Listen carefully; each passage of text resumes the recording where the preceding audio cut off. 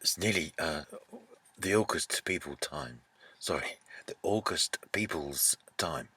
It's now, it's nigh, but it's tomorrow.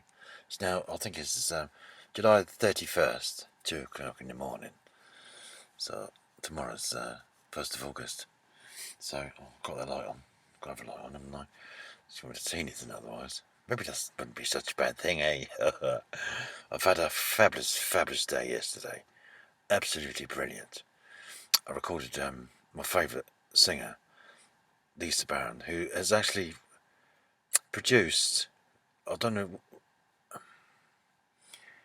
one of the most touching vocal performances that I've ever even heard from a female singer, let alone actually recorded it. Wow. Truly, I don't know what the next word should be. Blessed, maybe, or just lucky. Well, just to be there. Staggeringly good it was, and I'm really proud of it because it was on a piece of music what I wrote. So it was even more of it. Like, oh, can you make that? So it sounds like what I did was all right now. It's just brilliant, perfect, almost perfect. I'm so happy. Anyway, I'm just really happy with that. So the waves are flowing at the moment, and everything there is waves. As you already know if you've watched one of our little soirees. I just wanted to talk, and here I am on Portsdown Hill, in the back of my van. I've had a great day yesterday, and I had a couple of spliffs just to finish. I couldn't go to sleep. I just didn't want the day to end. I was up till 4 a.m. So I've recorded Lisa. Lisa came, I guess, about late morning, and she stayed for maybe 4 hours, and we got some good recording done on some like backing vocal work. Did quite a lot of backing vocal work, and then we did this where she sung basically on the piece of piano. This is a piece of piano, Lisa's singing. Basically, that's what it is, and it's just absolutely mind-numbingly good. I can't believe it. I listen to it and I just think, I can't believe it's that good. I was just so happy with it, and the sound of it as well. I'm so happy with the sound of it, of everything. I just love everything. Anyway, so I'm happy about that. Waves. I was going to talk about waves. Sorry for me. I don't know. I'm sorry. I can't apologise for anything. Waves, because waves are everywhere. And two very important things for me are the discovery that little protons aren't the smallest things there are. You can split them into three different things.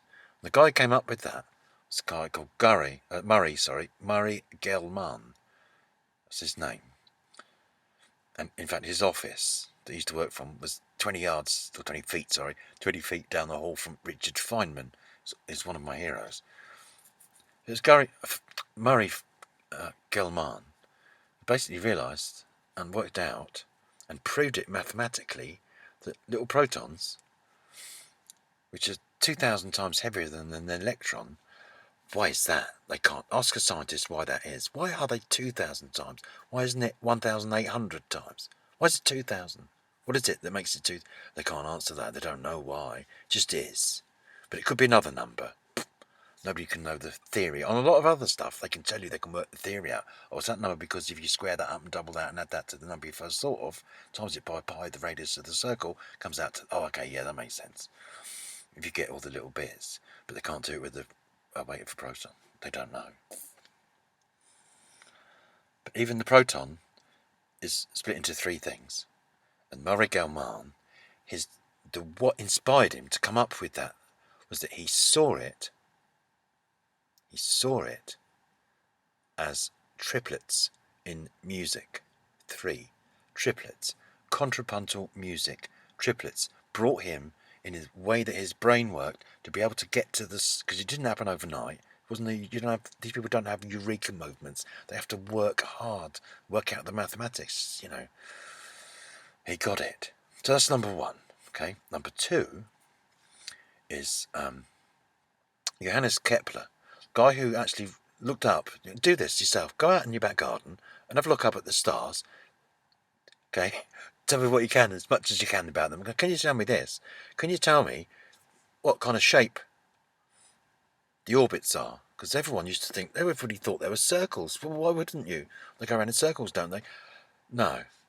Well, the first guy to realise that they didn't go around in a circle was Johannes Keppler. He said they don't go around in circles, they go around in ellipses. It's like a circle, but you've like squashed it down, made it like a bit flatter. It's a squashed circle. It's an ellipse. Rule number one. Rule number two, because he did from looking up at it and using his brain, he figured out that over a month, or let's say a year, a full year's orbit. So a full orbit for us, it's a year. We call it a year, but it's a full orbit basically. So let's take us then.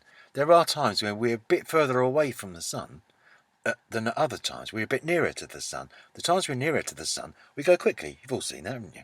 Get nearer to the sun, way it goes a bit quickly. Go farther away from the sun, slows right down. So over a month, that orbit sweeps out the same size as any part of the orbit you want to pick. They'll be the same. So even if it's a bit where the Earth is, let's say it was way away from the sun and going ever so slowly, so it's a real skinny circle coming back to where a skinny triangle. If you were to draw like a triangle of how far it has moved across that month, when it had come down and got really close to the sun and whizzed round, that little triangle is short and fat, but the areas are exactly the same. So it's law number two, Johannes Keppler. The planet, over equal periods of time, will sweep out the same area in its orbit. Rule number three, by I can't explain this one to you, I'm afraid. Cause you get this? I don't know if I do. I want to, but I don't know. So just knowing one planet's orbit, you can know all of them. But everything there is waves. All these protons that are 2,000 times heavier than the electron, nobody can tell you why. They're just waves. So there's GelMann and Johannes Keppler, who both used the inspiration of contrapuntal music to make their discoveries. Look into that. Come back and tell me, you're wrong there. No, check it out. I've checked that out myself. I reckon that's a pretty fair assessment of what was going on there. Music inspired those two guys to come up with that thing, to like suck their head out of what everyone else used to think. And they go around in circles. No, they don't actually. They go around. I can prove it. Oh yeah, go on then. All right then. So he did. He said, not only that, I can tell you that it sweeps out, that bit of water. We'll tell you all that stuff. I like all that. I like people like that. Then you go on to that, somebody like Einstein. Two things I remember at Albert Einstein. Number one, make things as simple as you can, but no simpler. And number two, from Albert Einstein, all knowledge comes from experience. Starts from experience and ends in it. So don't use theory, or don't even go there. No amount of theory will tell you anything about the real world. Experience it. That's what it is. Observation, experiment maybe, but experience it. Got to be done, isn't it? So there's all these waves. Keep talking about waves, but they're really important, I think. But that's what there is. So if I'm trying to make a mix of music, or writing music, or getting harmonics of the sound, or the pitches, or the notes, or whatever's happening in the music, to me it's a wave. It's almost like I'm trying to drop a pebble in a pond and create some waves with it. And if I can get all the waves synchronising with each other, get a bit more of they all go together, don't they? And then it gets bigger and they get bigger. Or if you put them against each other, so they're contrapuntal, they'll kind of tend to flatten each other out. So the rise in that one will coincide with the dip in that one, which will make it basically more or less flat as it goes along. And there'll be times where they're in sync and they'll do some contrapuntal music. GelMann, Johannes Keppler, inspiration, I reckon anyway. Waves. And again, I'm back to that little spider in the corner of the swimming pool with its feelers on the water. It can tell you anything about anyone who's in that swimming pool, how big they are, whether they're swimming, whether they're male or female, if they're jumping in, whereabouts in the pool they're jumping in, all that stuff. I think that's fascinating myself. Just because of waves, that's all everything is. That's all it is. So even particles are waves, got the same properties. You get down to a really small scale, so that's what there is out there.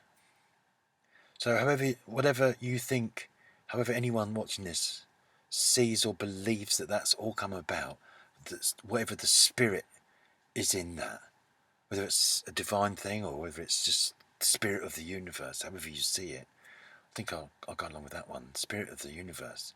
Because it's me, I'm it. It's the same weird, same stuff. I love it. So I'm home. For that reason, I'm already home. I don't have to look anywhere for anything. I'm already home. Okay, so I might call this Already Home. Because I've written a song about that. The first time I've ever written some lyrics, ever. And it's called Already Home. So I've got to sing it yet. So I'm going to record it in my van. I'll probably do it tomorrow, actually. Have a go, and I'll just put I'm not a very good singer, but there you go. If I can make it sound all right, I'll leave it like that. But if not, I might have to perhaps ask someone else to sing it. Although I really don't want to do that if I can help it. I might get someone to come and sing along with it. That might, to make it sound better, because there's somebody else singing along with it. That might be a good idea. So we'll see how it goes. One variation of the two. So sometime between now and the end of time, that's going to happen. Okay, we're already home. Don't look anywhere. You're already home. Everything there is around you is the same stuff as you are. So you're already home. Anyway, lights are out. So, it's almost like it was on a little timer. That's my I'm my own BBC lighting manager. Okay, here we go. I'm not quite the BBC yet. Working. I wanted to start a small business, so I asked the local government. I went to see them. Excuse me, how do I start a small business nowadays? Because things have changed since the economic crash. You know what they said? This is how to start a small business. Buy a big one. Buy a big business. And just wait. So I guess I mean that over time it'll soon get small. There you go. But that's what we're supposed to do. To teach our kids. Our kids get taught business. They get given like £40 thing and told to do the... And it's just disgusting. What a fucking future we got there, eh? A permanent adversarial culture is here to stay. A permanent adversarial culture. We're in trouble. Ignore it at your peril. Good night.